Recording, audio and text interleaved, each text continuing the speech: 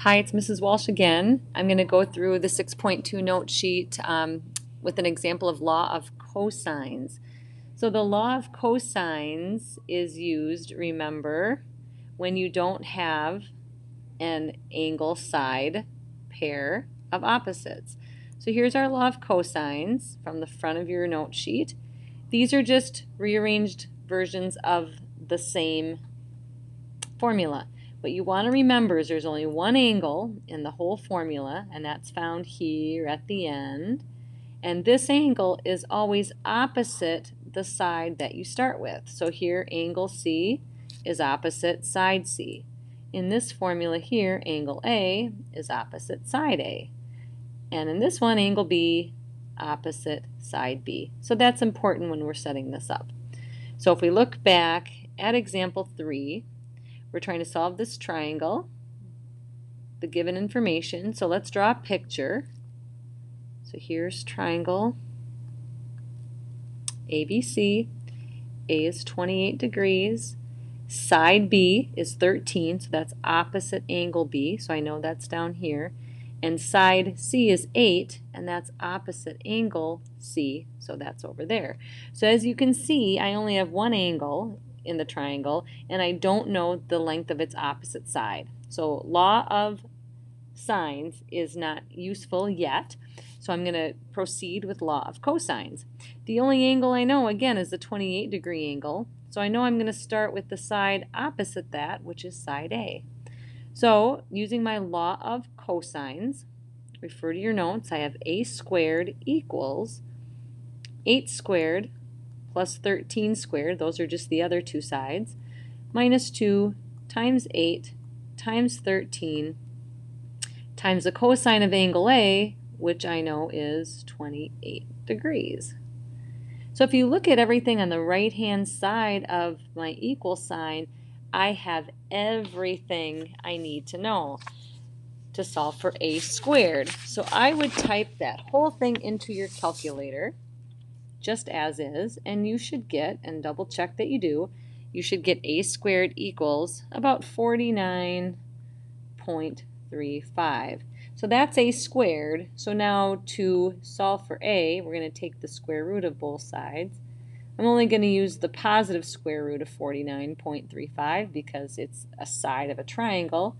So that's approximately 7.02.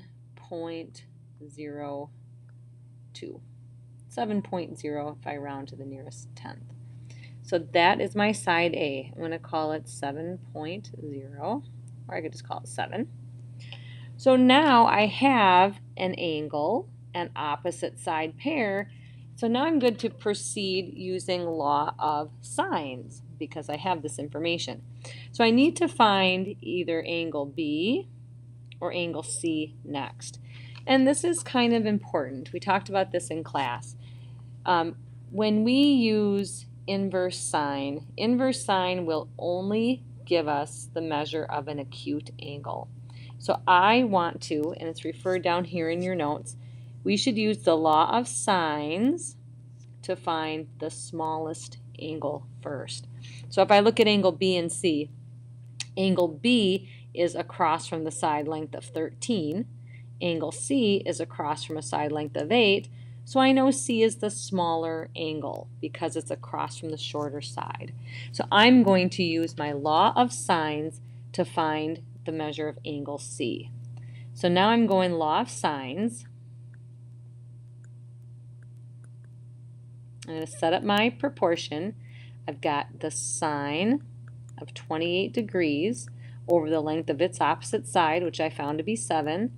And I'm looking for angle C, so I'm going to set this equal to the sine of C over the length of its opposite side of 8.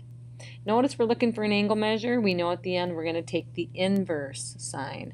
So when I cross multiply, I get 7 times the sine of C equals 8 times the sine of 28. I'm looking for sine C, so I divide by 7.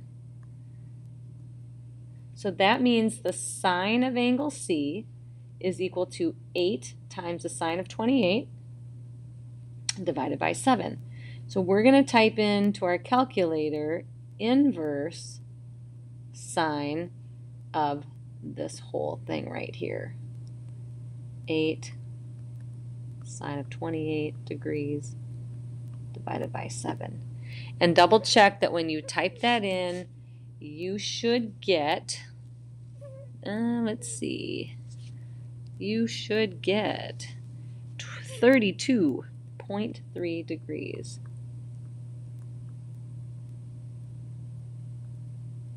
So that's the measure of angle C.